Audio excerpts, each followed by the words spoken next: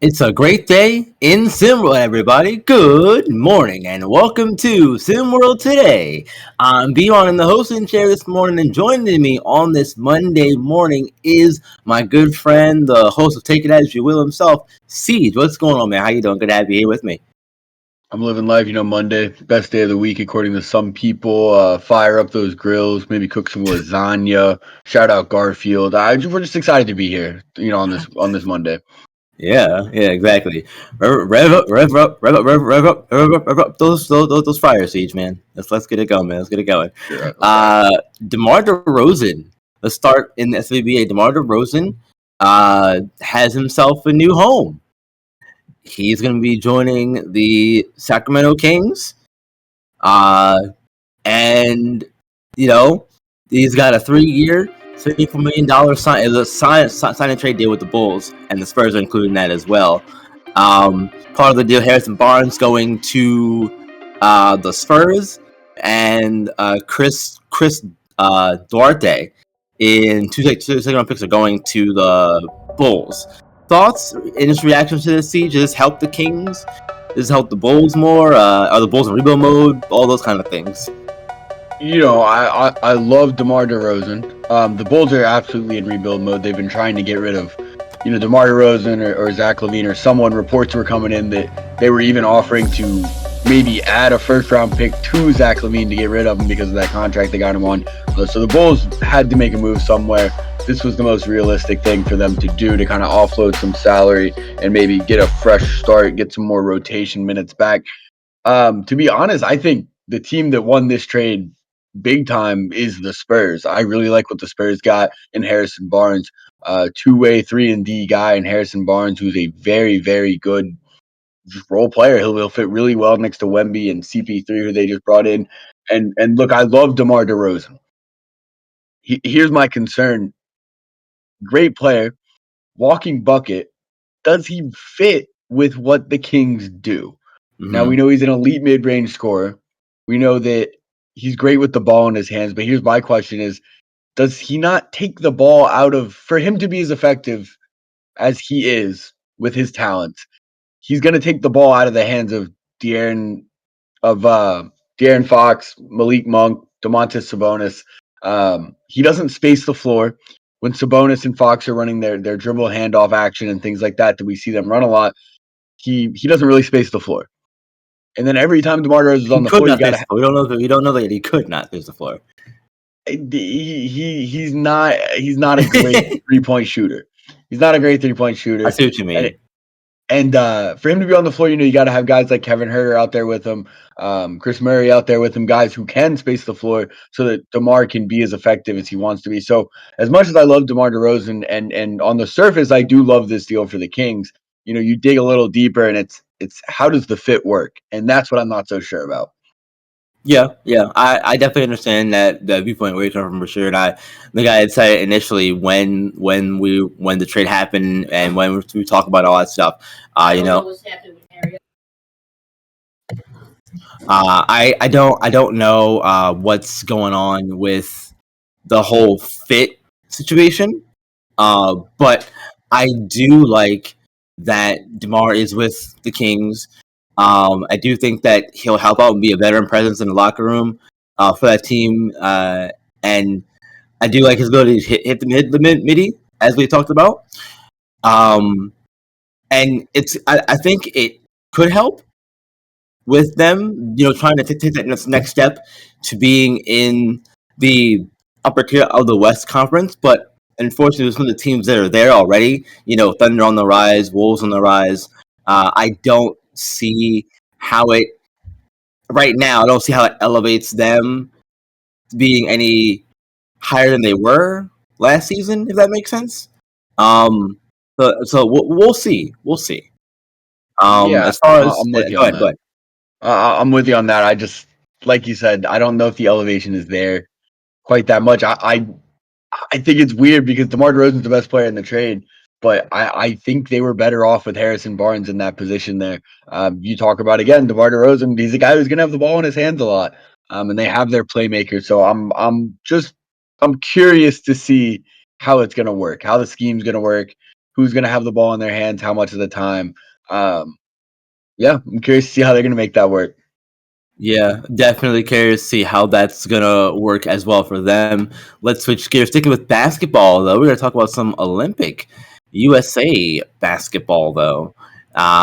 They're four-time defending Olympic gold medaler. Team USA, they're starting to get ready for Paris for 2024 Olympics, and this team is really good. LeBron James, Steph Curry, Kevin Durant, Kawhi Leonard. Just name a few. Those guys are, playing under Steve Kerr as the head coach. These are some of the older players in the SABA right now. But even with all that going on, though, does it really matter? Is Team USA in our biased opinion? I'm sure, being Americans, still a lock for winning the whole thing. It's nothing. Well, something I've learned throughout my time is there's no such thing as a true lock. But that being said, it's probably as close a thing to a lock as we've seen. But I mean, you talk about some of the other teams and the talent that they're bringing up as well. I mean, Giannis just had Greece qualify for their first Olympics since 2028. Wemby and Rudy Gobert for France actually look really, really good. They're playing together really well, moving the ball between the two of them really well. And we know France has some other really good talent. Spain, as always, is showing up with some guys who can hoop. So I don't want to say that it's a complete lock, because, like you said, it just never is. It never is. But I'll tell you one thing, B-Ron. I'm excited to see all those guys play together, and I'm excited to Yeah. see SimWorld Prep alum actually getting to play with Team USA, Cooper Flag, making it out there for the select team. I think that's really cool. That's Shout out SimWorld Prep getting that alum out there with the select team with Team already. USA. That's all. Wasting no time. It's really cool stuff. It's really cool stuff. Yeah, it is really cool to shout out Flag again for all that. It's great stuff for him. As far as this being a lock, look, I think long gone are the days where the USA can run the table in basketball. I think that there's so much talent around the world. We saw it in this last draft. What was it? 3 or 4 of the top first round picks were all from France. So I don't think it's a lock for that, because the talent's gotten better over around the world over the course of years. But also too, I think that the fact that, again, it's LeBron, it's Steph, it's Kevin Durant, it's Kawhi Leonard. All those guys are older, let's say, So I think just like age plays a factor when you're talking about in the professional league, SWBA, or any pro league, I think it plays a factor in the Olympics as well. So while those are still some of the best players that you have in the pro league, despite their age, it just depends on who the other countries are bringing. You know what I mean? If they're bringing a bunch of hungry young kids, who it's their first Olympics, I think that can cause those kids to be a little bit hungrier and wanting to go after a USA team that's as loaded as we are. So I also don't think it's a lock. And mostly because of the talent level has increased since the days of Jordan and Rodman and all those guys. Absolutely. Yeah, it sounds like on the same page. Not a lock, but they are certainly heavy favorites in Paris this year. I mean, yes, they're a little older, but LeBron James doesn't age. We know that. Him and Jennifer Aniston and Paul Rudd all drink from the same fountain of youth. I don't know where it is, but so it's heavy favorites for sure. It'll be absolutely sensational to watch. I'm already enjoying watching the scrimmages more than I've been enjoying watching the summer league. So I'm sure that'll continue. Yeah, I am sure that that will be fun to watch, and we'll see how USA does. Going for gold and all. So hopefully they can get it and bring some gold back, unlike the football team did. But that's a whole other conversation for another day. Look, let's switch gears here. Let's talk about Tyson Simpson in former SimWorld Prep alum news. Tyson Simpson, according to SB Live, the other day came through that he suffered a knee injury and he's going to miss this current season in SimWorld U. He was playing for Virginia last season with under Tony Bennett with Johnny Baldwin over there. He and Baldwin both didn't really get a lot of playing time, and the result, Simpson said, "You know what? I'm gonna go transfer and try to play somewhere else." Tore his ACL, so that's gonna cause him to miss this SimWorld U season.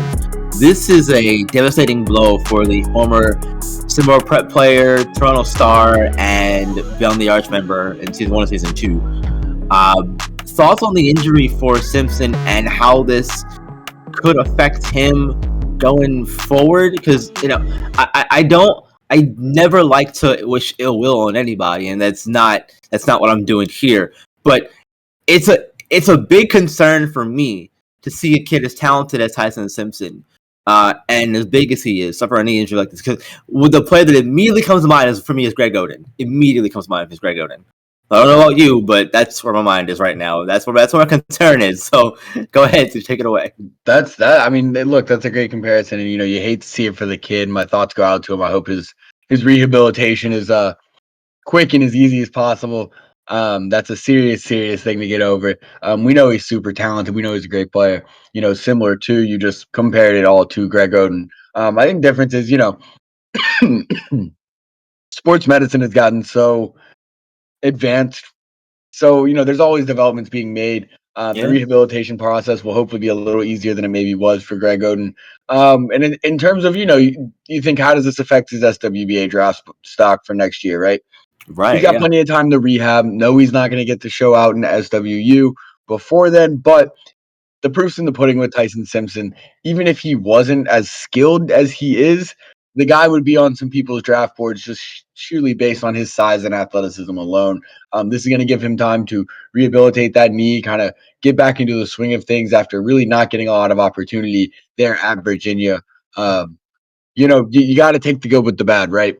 This is not a great situation. Of course, you never wish this on anybody, but what are the positives we can take from the situation? Well, again, he'll rehab, maybe come back bigger, better, stronger, maybe a little quicker, maybe a little more spry. You never know. So I feel for the kid. I don't want to see him miss too much time. I hope it doesn't affect his draft stock too much. What I do think it's going to do is really give him time to figure out what kind of player he wants to be in the SWBA and start working towards that, developing those skills, doing that. And maybe we'll even see him come back with a jump shot or something.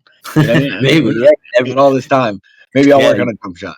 Yeah, you never know. And it's funny you mentioned SWBA and all this, because I had said, when I heard the news, reacted to it, I said that I would kind of hope that he will maybe consider returning to SimWorld U for another year to kind of test things out and see how that works and get into some sort of game shape before going into the SWBA draft. I would understand if he decided not to do that, given like we all mentioned, his talent level and all that stuff, and I get that. But I think it's one thing to come off an injury and go right into the rigors of pro basketball than to try to, again, get your legs back under you, literally and figuratively, and play a season in SimWorld U and see how you do there before deciding to go pro. But I understand why you wouldn't do it. Risk of injury is there if you're trying to play a full SimWorld U season. So I wouldn't blame him for doing that. That's just me wanting to see him play in SimWorld U before we get there, because there are some people who went to Virginia or looking for Virginia to solely play with Simpson. It didn't happen, so that could be a draw for a player next season for SimWorld U. So let's look, we'll see what happens with all that, of course. But thank you all for joining us here on SimWorld today. I appreciate you all. We got the McDonald's All-American game coming up this Saturday at 1 p.m., so be on the lookout for that. Be on the lookout for me being back in hosting chair sometime soon this week. For Ceej, I'm B-Ron. Remember, hit the like button, all that good stuff. As you do, subscribe to the channel. Know when I'm busy, notify all that good stuff. And remember, SimWorld's the only place where you can see the game, be the game. We'll see you tomorrow.